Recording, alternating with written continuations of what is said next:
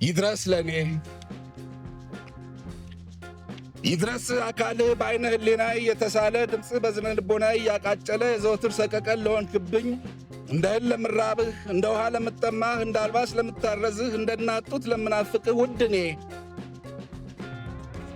ምንም እንኳን ተለያይተን ባናውቅ ከተለያየንበት ቀንና ሰዓት ጀምሮ ለጤናህ እንደምን ሰንብተህልኛል። መቼም የደብዳቤ ወግ ሆኖ እንጂ ከተፈጠርክባት ዕለት አንስቶ እስካሁኗ ሰከንድ ድረስ 49 ዓመት ሙሉ አብሬህ የኖርኩት እኔ አንተ አብሮ በቀሌ እንዴት እንደሰነበትክ እያወቅ አንተም እንዴት እንደሰነበትክ ማወቄን እንደምታውቅ እያወቅ እንደ ሩቅ ሰው እንደምን ሰንብተህልኛል ማለት እንዲያው ቀለም መድፋት፣ እንዲያው ቋንቋ ማብዛት፣ እንዲያው ጉንጭ ማልፋት መሆኑ ጠፍቶኝ አይደለም። ይህም ቢሆን እንደማይጠፋኝ ይጠፋል ብዬ እንዳልሆነ አይጠፋህም። ምን ይደረግ እንኳን እንዲህ ለወቀሳ ያኮበኮበ ደብዳቤ የፍቅር ደብዳቤም ቢሆን አፈፍ ብሎ ፍሬ ነገሩን ለመጀመር መርዶ የመንገር ያህል ይከብዳል፣ ያስጨንቃል፣ ያስጠብባል። በቋንቋ ጨዋታ፣ በሐሳብ ድረታ፣ በነገር ዳርዳርታ ብዙ ያዳክራል። እንዲያ ቢሆንብኝ ነው እኔም እንዲህ ቃላት እየደረደርኩ መንደርደሬ። ደግሞም ለዚህ አማርኛችን ትመቻለች። የ49 ዓመት አዛውንት እንዳንድ ፍሬ ልጅ ትመቻለች ስል ሳቅ እንደሚያፍንህ አልሳትኩትም። ይህን እንደማልስተው አንተም ብትሆን አትስተውም። በዚህ ዕድሜ እንደ ዘመኑ ልጆች ትመቻለች ማለቴ ፍንዳታነት አምሮኝ ሳይሆን አንድ ቀን እግዚአብሔር እንደው ከነገራችሁ ሁሉ ይቺ አንገት የተሠራው አዙሮ ለማየት ነው የምትለው ተረታችሁ ትመቸኛለች ሲል ከሰማሁት ወዲህ ይቺ ትመቸኛለች የሚሏት አማርኛ እኔንም ብትመቸኝ ነውና አንተንም ትመችህ። ብቻ ይገርማል የአማርኛ ነገር። መላእክት እግዚአብሔር በአማርኛ የነገራቸው ትእዛዝ የሚገባቸው ከ3 ቀን በኋላ ነው የሚሉት እውነት ይሆን? ውድኔ መቼም ስለ አማርኛ በአማርኛዬን ሁሉ ማለቴ ትናንትና እግዚአብሔር በሐዘን ስብር ብሎ ስላንተ የነገረኝን ስሞታ ልነግርህ አስቤ መሆኑን መጠርጠርህ እንደማይቀር ጠረጥራለሁ። እናም ዳርዳርታይም በዚሁ ገትቼ ወደ ዋና ጉዳይ ልዘልቅ ነውና በጥሞና ተከተለኝ።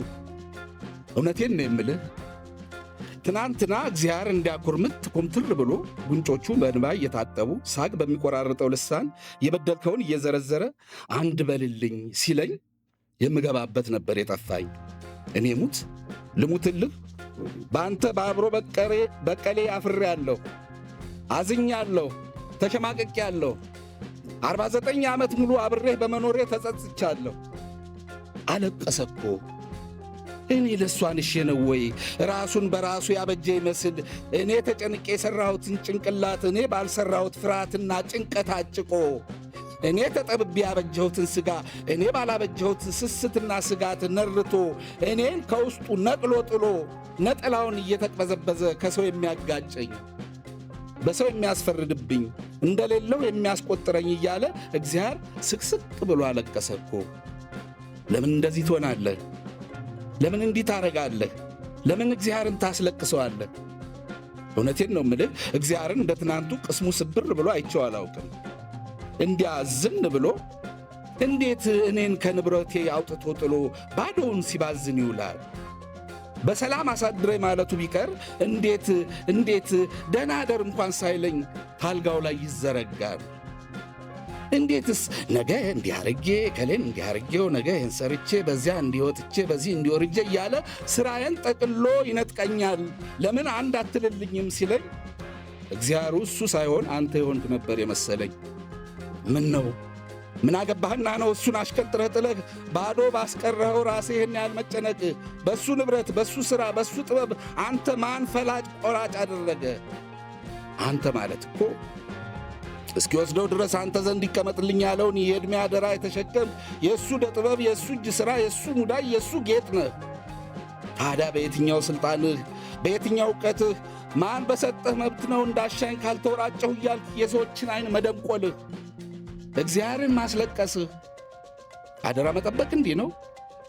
እንዲህ እግዚአብሔርን ሲያስለቅሱ ኖሮ ኋላ የተብሰከሰከ የዕድሜ ቡትቶ ያውልህ ብሎ መመለስ አግባብ ነው? እኔ ልለምንህ ራስህን ወደ ቀናውና ወደ እውነቱ ጎዳና አስገባው። ለፍላጎትህ ልጓም አብጅለት። ምኞትህን ከከፍታው በላይ ከፍ አታድርገው። መጀመሪያ ነበረህ፣ መጨረሻም ይኖርሃል። ዘላለማዊ እሱ ብቻ ነው። የእውቀቱ ልክ ማለትም ይሄን ማወቅ ነው። ውድኔ ከሁሉም በላይ ደግሞ እባክህ ትናንትን በዛሬ አትርሳው። ጥቂት እክል ባጋጠመ ቁጥርም የእግዚአብሔርን ስም እያነሳህ አታብጠልጥለው። ይሄን ያሰኘኝ ባለፈው 15 ቀን እግርህን ወለም ብሎ 2 ቀን በአልጋ የዋልክ ጊዜ ስሙን እያነሳ ስታማርረው ሰምቶ ምን ያህል እንደታዘበህ እግዚአብሔር ስለነገረኝ ነው። እውን ያን ያህል ማማረር ነበረብህ? ቆይ 49 ዓመት ሙሉ በጤና ሲያመላልስ የኖረ እግር የሰጠ እግዚአብሔር 2 ቀን በአልጋ መዋል አይፈቀድለትም? በገዛ ንብረቱ ከዛ በላይ የማድረግ ሥልጣን የለውም? አስበው እስኪ። እግዚአብሔር ሆኖ ነው እንጂ እግር የሚሰጥ ሰው ቢሆን ኖሮ እንኳን ይህን ያህል ዓመት ሊያራምድ ካልተከፈለው ለ2 ቀንስ ሂዱበት ብሎ በነፃ ይፈቅዳል? አይፈቅድም።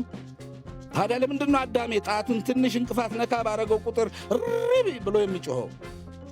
ለምንድን ነው ሁሉም በየፊናው ያዙኝ ልቀቁኝ የሚለው? ይታይ እስኪ። እግዚአብሔር ትንሽ በንብረቴ ልዘዝ፣ ትንሽ ፍጥረቴን ቆንጠጥ ላድርግ ያለ እንደሆነ ቡራ ከረዩ ባዩ ብዙ ነው። ምን ነው ብሎ ጠያቂው እልፍ ነው። ሽቅብ እንባ ፈንጣቂው የትየለሌ ነው። አንዱ አንጋው ሲል ሌላው አጨልመው ባይ ነው።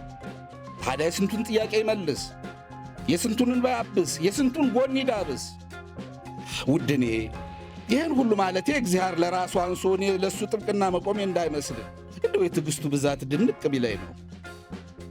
መቼም በአንተ የተነሳ እግዚአብሔር የነገረኝን ሁሉ ልንገርህ ብል እንኳን ይቺ ደብዳቤ ሌላ 49 ዓመት አብረን ብንኖርም ይበቃን አይመስለኝም። እንዳው ካጫወተኝ ሁሉ አፌን ከፍቼ ያዳመጥኳትን አንድ ታሪክ ብቻ ልንገርህ። በነገራችን ላይ እግዚአብሔር የኛ ነገር ሲገርመው ሰው እኮ የሚላትን አባባል የጀመረው ከዚች ካጫወተኝ ታሪክ በኋላ እንደሆነ ነግሮኛል። እንዳለ ድሮ ነው አለ። ድሮ በዓለሟ ላይ የምንኖረው 3 ብቻ ነበርን አለ። ማን ማን መሰሉ? አንድ እሱ ራሱ እግዚአብሔር፣ አንድ ዋርካና አንድ ሰው ብቻ። ታዲያ እነኚህ 3ቱ ያቀማመጣቸውን ተዋረድ ከሰማይ ስር እግዚአብሔር፣ ከእግዚአብሔር ስር ዋርካ፣ ከዋርካ ስር ሰው እንዲሆን ተደላድለው አንዱ የአንዱን ስፍራ ላይ መኝ ተማምለው ቃላችን ቃል ነው ተባብለው ተማምለው በቃላቸው ጸንተው ሲኖሩ ይቆይና እያደር የሰው ባህሪ እየተለወጠ መሄድ ይጀምራል። ታዲያ ለአንድ ቀን ሁልጊዜ እንደሚያደርጉት እግዚአብሔር ቡና ያፈላና እንደ ልማዱ ዋርካ ብሎ ይጣራል። አቤት ይላል ዋርካም እንደ ሁልጊዜው፣ ና ቡና ጠጣ። እሺ። ይቀጥልና እግዚአብሔር ሰው ብሎ ይጣራል። መልስ የለም። ሰው ዝም። ኧረ ሰው ዝም። እግዚአብሔር ግራ እንደ መጋባት ብሎ ድምፁን ከፍ አድርጎ ኧረ ሰው ብሎ ሲጣራ ሰው እንደ ኩርፊያም፣ እንደ ቁጣም፣ እንደ ንዴትም፣ እንደ ኩራትም ባለ ድምፅ ማንን ነው ይላል። ሽቅብ ልጥጥ ብሎ ዋርካ በሰው አመላለስ ከው ብሎ ይቀራል። እግዚአብሔር መቼም እግዚአብሔር ነው። ይህ ሰው ምን ነው የወትሮ አልሆን አለ፣ ምን አስቦ ነው ይልና ቀስ ብሎ ከሰው ልብ ገብቶ ቢመለከት እኔም አንድ እሱም አንድ፣ አምሳያችን አንድ። ታዲያ ለምንድን ነው የእሱ ስፍራ እዚያ ላይ የኔ ስፍራ እዚህ ታች መሆኑ?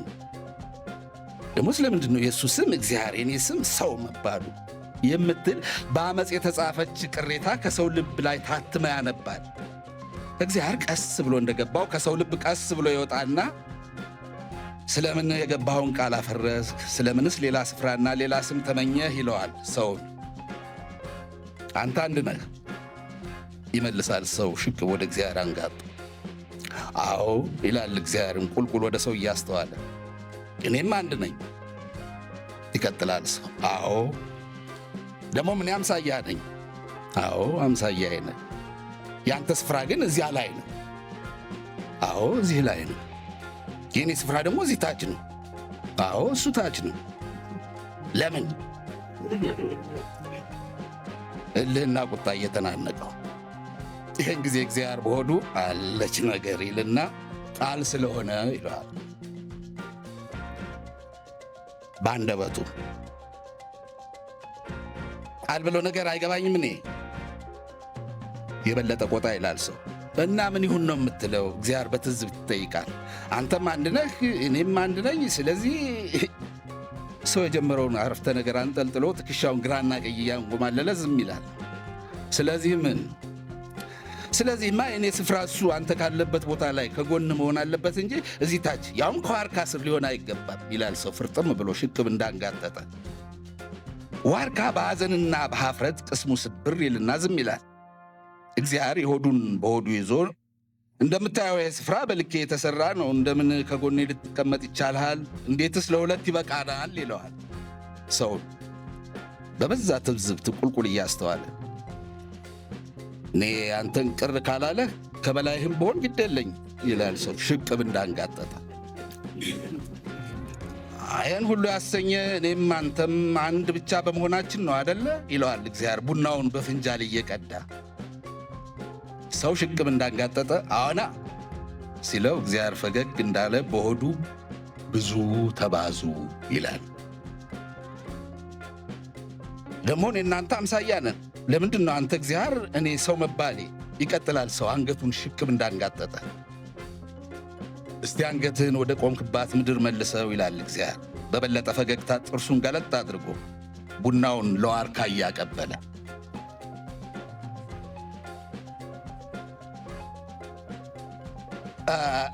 እግዚአብሔር ቡናውን ለዋርካ እያቀበለ ድንገት ሰው ብሎ ሲጣራ እኔን ነው እያለ ሽቅብ የሚያውካካው እልፍ ጊዜ እልፍ ሆነ። ምድርንም ሙሏት አለና በሆዱ የጀመረውን በአንደበቱ ጨረሰው እግዚአብሔር።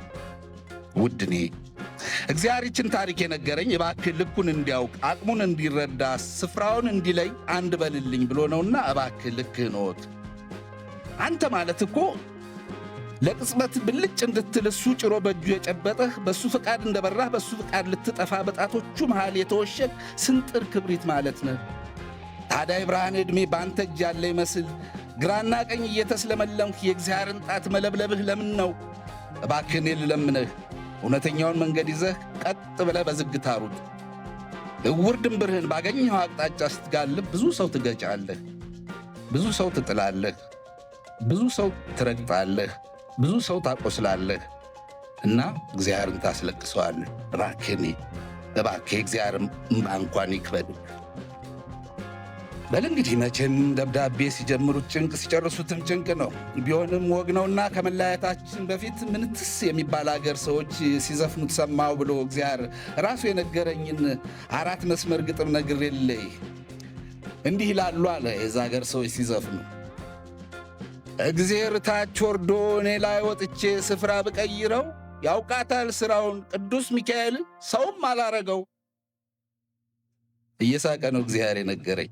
ሰው እኮ እያለ ተለያይተን ባናውቅም በዓይነ ሥጋ ለመገናኘት ያብቃን ያንተው